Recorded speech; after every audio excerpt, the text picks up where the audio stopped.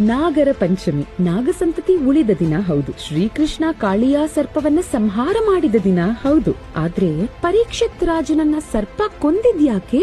ಇವರ ಸಂತತಿಗೆ ಸರ್ಪಗಳ ಶಾಪ ತಟ್ಟಿದ್ಯಾಕೆ? ಕುರುವಂಶಕ್ಕೆ ತಿಳ್ಕೊಳ್ಳೋಣ ಬನ್ನಿ. ತಂದೆ ಪರೀಕ್ಷಿತ್ ರಾಜನ ಸಾವಿನ ಸೇಡನ್ನ ಪುತ್ರನಾದ ಜನಮೇಜಯ ರಾಜ ತೀರಿಸಿಕೊಳ್ಳೋದಕ್ಕೆ ಸರ್ಪ ಶಸ್ತ್ರ ಯಾಗವನ್ನ ಮಾಡ್ತಾನೆ. ಲೋಕದ ಅಷ್ಟೂ ಸರ್ಪಗಳ ಆಹುತಿ ಮಾಡಿ ಅವುಗಳ ಸಂತತಿಯನ್ನ ಕೊನೆಗೊಳಿಸೋದಕ್ಕೆ ಈ ಯಾಗ. ಆ ನಿಟ್ಟಿನಲ್ಲಿ ಸಾಕಷ್ಟು ಸರ್ಪಗಳು ಈ ಯಾಗದ ಮಂತ್ರ ಶಕ್ತಿಯಿಂದ ಯಾಗಕುಂಡಕ್ಕೆ ಬಂದು ಬೀಳುತ್ತೆ, ಅಗ್ನಿಗೆ ಬಲಿಯಾಗತ್ತೆ. ಈ ಸಮಯದಲ್ಲಿ ಅಸ್ತಿಕಾ ಅನ್ನುವ ನಾಗ ಜನಮೇಜಯ ರಾಜನ ಬಳಿ ಬಂದು ಹೇಳುತ್ತೆ, ಈ ಕ್ರೂರ ಯಜ್ಞವನ್ನ ನಿಲ್ಲಿಸು ಜನಮೇಜಯ. ನಿನ್ನ ತಂದೆ ಸಾವಿಗೆ ಪ್ರತೀಕವಾಗಿ ಯಜ್ಞ ಮಾಡ್ತಾ ಇದ್ಯಲ್ಲ, ಅವ್ರೇನ್ ಮಾಡಿದ್ರು ಅನ್ನೋದ್ ನಿನಗ್ ಗೊತ್ತಾ? ಒಬ್ಬ ತಪಸ್ಸಿನಲ್ಲಿದ್ದ ಯೋಗಿಯ ಮೈ ಮೇಲೆ ಸರ್ಪವನ್ನ ನಿನ್ನ ತಂದೆ ಎಸೆದಿದ್ರಿಂದ ಆ ಯೋಗಿಯ ಶಿಷ್ಯ ಶಪಿಸ್ತಾನೆ. ಶಮೀಕ ಋಷಿಗಳು ಹಾಗೂ ಆತನ ಪುತ್ರ ಶೃಂಗನ ಬಗ್ಗೆ ಇಲ್ಲಿ ಅಸ್ತಿಕಾ ಹೇಳ್ತಾ ಇರೋದು. ಅಷ್ಟ ಮಾತ್ರ ಅಲ್ಲ, ನಿನ್ನ ಮುತ್ತಾತ ಮಧ್ಯಮ ಪಾಂಡವ ಅರ್ಜುನ ಇಡೀ ಖಾಂಡವ ಅರಣ್ಯವನ್ನ ಸುಟ್ಟು ತನ್ನ ರಾಜ್ಯವನ್ನ ಅಲ್ಲಿ ಕಟ್ಕೋತಾನಲ್ಲ. ಹೀಗೆ ಕಾಡನ್ನ ಸುಡೋ ಸಮಯದಲ್ಲಿ ತನ್ನ ಕೈಗೆ ಸಿಗದೆ ತಪ್ಪಿಸ್ಕೊಳ್ಳೋದಕ್ಕೆ ಮುಂದಾದ ಅಷ್ಟೂ ನಾಗಗಳನ್ನ ಆತ